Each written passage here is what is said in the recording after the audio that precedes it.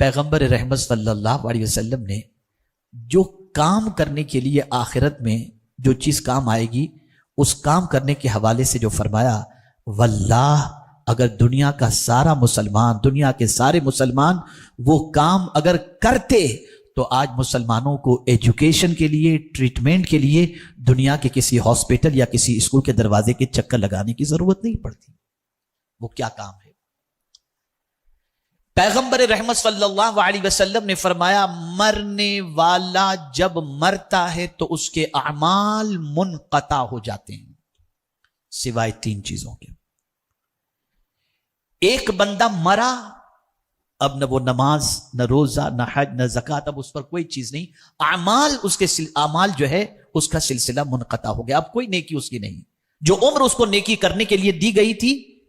وہ نیکی کی عمر ختم ہو گئی۔ لیکن مرنے والا مرنے سے پہلے اگر تین کام کر کے مرا ہے تو قبر میں لیٹا بھی ہوگا تو اسے وہاں ثواب پہنچتا رہے گا۔ وہ تین کام ذہن میں محفوظ کر لو، مسلمانوں مرنا آپ کو بھی ہے، مجھے بھی ہے، سب کو ہے۔ اور ہم دیکھ رہے ہیں آج جو بڑے بڑے باپ اپنے بیٹوں کے لیے پراپرٹیز اور بہت ساری چیزیں چھوڑ کر مر جاتے ہیں اور انہیں دین نہیں سکھاتے، ان کے بچوں کی کیا پوزیشن ہوتی ہے۔ ایک واقعہ آپ کے سامنے عرض کروں، غالباً حضرت امام مالک رضی اللہ تعالیٰ عنہ کا یہ واقعہ ہے۔ آپ صاحب کشف تھے، جنت المعلا تشریف لے گئے اور وہاں جانے کے بعد آپ نے ساری قبروں کے حوالے سے وہاں کے مردوں کے سلسلے میں کشف کیا تو ہر قبر کے اندر نور اور قبر والے کے چہرے پر بھی نور، لیکن ایک قبر ایسی تھی کہ اس قبر والے کا چہرہ بھی اترا ہوا تھا اور اس کی قبر میں تاریکی بھی تھی۔ حضرت امام مالک نے صاحب قبر سے پوچھا، کیا بات ہے؟ دوسروں کی قبروں میں روشنی دیکھ رہا ہوں اور چہرے اجلے دیکھ رہا ہوں، تیرا چہرہ بھی اترا ہوا ہے اور تیری قبر میں بھی تاریکی ہے، وجہ کیا ہے؟ اس شخص نے جواب میں عرض کیا کہ میں مکہ کی فلاں گلی کا رہنے والا ہوں اور قدرت نے مجھے بہت دولت عطا فرمائی تھی لیکن میری کوئی اولاد نہیں تھی، بڑی مشکل سے 50 سال کی عمر میں پہنچنے کے بعد اللہ نے مجھے ایک بیٹا عطا فرمایا، اس بیٹے کو میں نے ناز کے ساتھ پالا، اس بیٹے کی بڑی خاطر تواضع کی، اس کے نخرے میں نے اٹھائے اور اس کو میں نے بڑا کیا، یہاں تک کہ بچہ 16 سال کی عمر کو پہنچا تو دائی اجل کی طرف سے مجھے پیغام آیا اور میں موت کی وادیوں سے گزر کر قبر میں پہنچ چکا۔ لیکن میرے بچے کی پوزیشن یہ ہے کہ میں آپ کو بتا دوں، چونکہ دولت میں نے بہت چھوڑی تھی تو میرا بچہ میرے مرنے کے بعد دولت کے اندر مگن ہو گیا، دوستوں میں مگن ہو گیا اور دولت کی ریل پیل ہونے کی وجہ سے خوب عیش و عشرت کے اندر پڑا ہوا ہے اور نیکیوں کی طرف اس کی توجہ نہیں ہے۔ جتنی قبروں کے اندر آپ نے روشنی دیکھی اور جن کے چہروں پر آپ نے نور دیکھا، ان کے بچے ان کے ماں باپ کے لیے ایصال ثواب کرتے ہیں، اس کی وجہ سے ان کے ماں باپ کی قبر بھی منور اور ماں باپ کا چہرہ بھی منور۔ لیکن میرے بیٹے کے پاس اتنا وقت نہیں کہ میرے لیے کچھ ایصال ثواب کرے، اس وجہ سے میرا چہرہ بھی آپ نے غمگین دیکھا اور قبر میں تاریکی بھی آپ نے دیکھی۔ حضرت امام مالک نے فرمایا، مجھے پتہ بتاؤ تاکہ میں تمہارے بچے سے ملاقات کروں۔ پتہ بتایا گیا، گئے، نوجوان سے ملاقات کی۔ پہلا سوال انہوں نے پوچھا، بیٹے یہ بتاؤ تمہارے والد کیسے تھے؟ کہا ان کا کیا کہنا، بڑے اچھے انسان تھے، یہ جو کچھ میرے پاس ہے یہ انہی کی مہربانیوں کا نتیجہ ہے، وہ ساری زندگی کماتے رہے، میرے لیے چھوڑ کر کے گئے اور آج میں ناز و نعم کے اندر پل رہا ہوں اور اپنی زندگی خوش و خرم گزار رہا ہوں۔ حضرت امام مالک نے فرمایا، تمہیں معلوم بھی ہے کہ تمہارے باپ کی قبر میں کیا پوزیشن ہے؟ اس نے کہا نہیں۔ ارشاد فرمایا، میں نے تمہارے باپ کی قبر کی پوزیشن دیکھی، قبر کے اندر تاریکی ہے، چہرہ اترا ہوا ہے، وجہ یہ ہے کہ جس باپ کی دولت پر تم ناز کر رہے ہو اس باپ کے سلسلے میں تمہارے پاس وقت نہیں کہ ان کے لیے ایصال ثواب کرو، مغفرت کی دعا کرو، ان کے لیے نفل کام کرو اور ان کی بارگاہ میں ایصال ثواب کر سکو۔ چنانچہ نہ کرنے کی وجہ سے تمہارے باپ کی قبر میں تاریکی ہے۔ اس کی آنکھوں سے آنسو جاری ہوئے، وضو کیا، فوراً نکل پڑا کعبہ شریف کی طرف، چونکہ مکے ہی میں رہتا تھا، طواف کرنا شروع کیا باپ کے نام سے، تلاوت کرنا شروع کیا، عبادت کرنا شروع کیا، باپ کے نام پر ایصال ثواب کرنا شروع کیا۔ کچھ دنوں کے بعد امام مالک جب جنت المعلا پہنچتے ہیں اور جب وہاں پہنچنے کے بعد اس کی قبر کے پاس پہنچتے ہیں تو اللہ اکبر، جب کشف کیا تو کیا دیکھتے ہیں؟ چہرہ بھی نورانی ہے اور قبر بھی نورانی ہے۔ وہ صاحب قبر نے امام مالک سے عرض کیا اللہ آپ کو جزائے خیر عطا فرمائے کہ آپ نے میرے بیٹے کو نصیحت فرمائی، آج اس کا میری بارگاہ میں ایصال ثواب کرنا مجھے قبر کے اندر نفع پہنچا رہا ہے۔ ہم دیکھ رہے ہیں کہ بچوں کو دین نہ سکھانے کی وجہ سے بچے دنیا کے اندر ڈوب جاتے ہیں۔ اب آئیے یہ ساری سچویشن کے ساتھ ساتھ میں عرض کروں، آقا کریم صلی اللہ علیہ وسلم نے فرمایا مرنے والا جب مرتا ہے اس کے اعمال منقطع ہو جاتے ہیں سوائے 3 چیزوں کے۔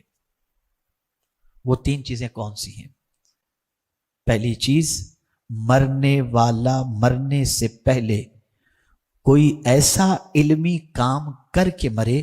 کہ دنیا اس علم سے نفع حاصل کرے۔ جب تک اس علم سے دنیا نفع حاصل کرتی رہے گی مرنے والے کو اس کا ثواب ملتا رہے گا۔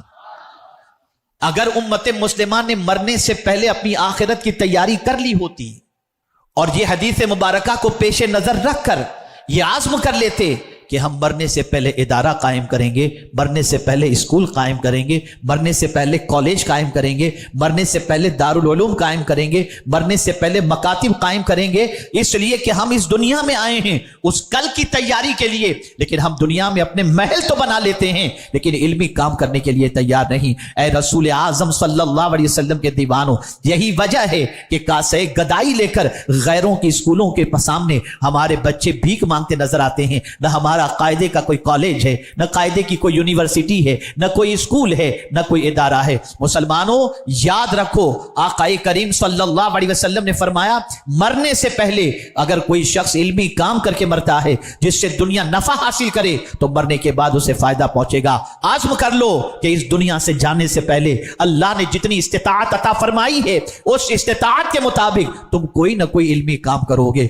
علمی کام کر کے مرو تاکہ آخرت کی رسوائی سے بچ سکو اور آخرت کی تیاری کا سامان تمہارے پاس ہو سکے۔ میرے پیارے آقا صلی اللہ علیہ وسلم کے پیارے دیوانوں، دوسری چیز رسول اعظم صلی اللہ علیہ وسلم نے فرمائی صدقہ جاریہ۔ اللہ اکبر، یہ کون سی چیزیں ہیں جو صدقہ جاریہ ہو سکتی ہیں؟ آپ نے کنواں کھدوا دیا، آپ نے کہیں بورویل لگوا دیا، آپ نے کہیں کچھ اس طریقے کا انتظام کیا کہ ہاسٹل بنوا دی، آپ نے اس طریقے کا کوئی انتظام کیا مسافر خانہ بنوا دیا، لوگ اس سے فائدہ اٹھا رہے ہیں، ہاسپٹل سے فائدہ اٹھا رہے ہیں، آپ نے ہاسپٹل بنوا دیا۔ یاد رکھیں جب تک لوگ اس سے فائدہ اٹھاتے رہیں گے آپ قبر میں پڑے رہو گے، ثواب آپ کو ملتا رہے گا۔ اگر امت مسلمہ نے رسول اعظم کی اس حدیث کو پیش نظر رکھا ہوتا تو ہر گلی میں ہمارے ہاسپٹل ہوتے، ہمارے بچے کسی اور ہاسٹل اور مسافر خانے میں جا کر قیام کر کے ہماری اسکولوں میں نہ پڑھتے بلکہ ہمارے خود کے مسافر خانے اور ہاسٹل کے اندر رہتے ہوئے بچے علم کے زیور سے آراستہ ہوتے۔ یاد رکھو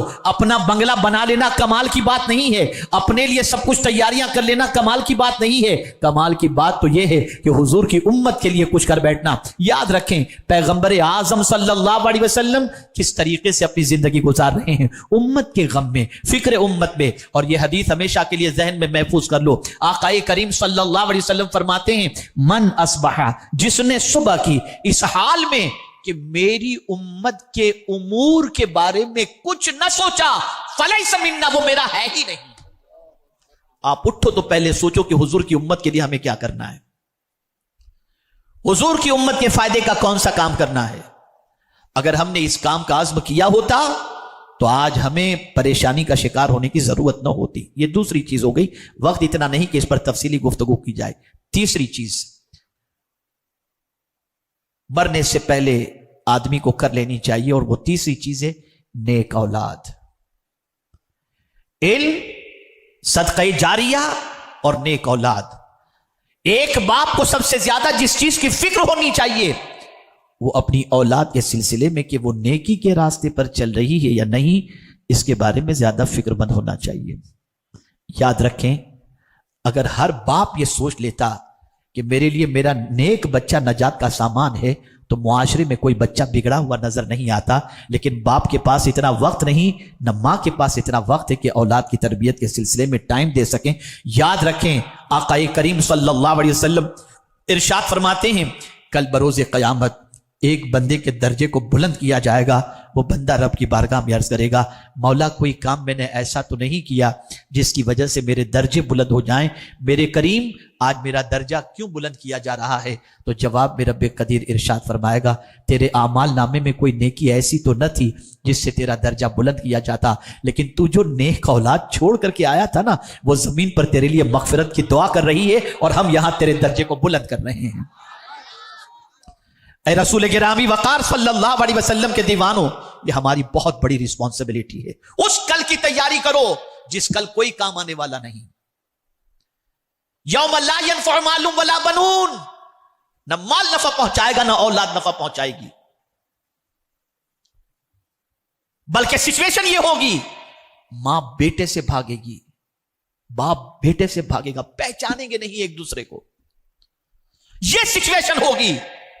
لیکن ہم نے کوئی تیاری اس آخرت کے لیے نہیں کی۔ رسول اعظم صلی اللہ علیہ وسلم نے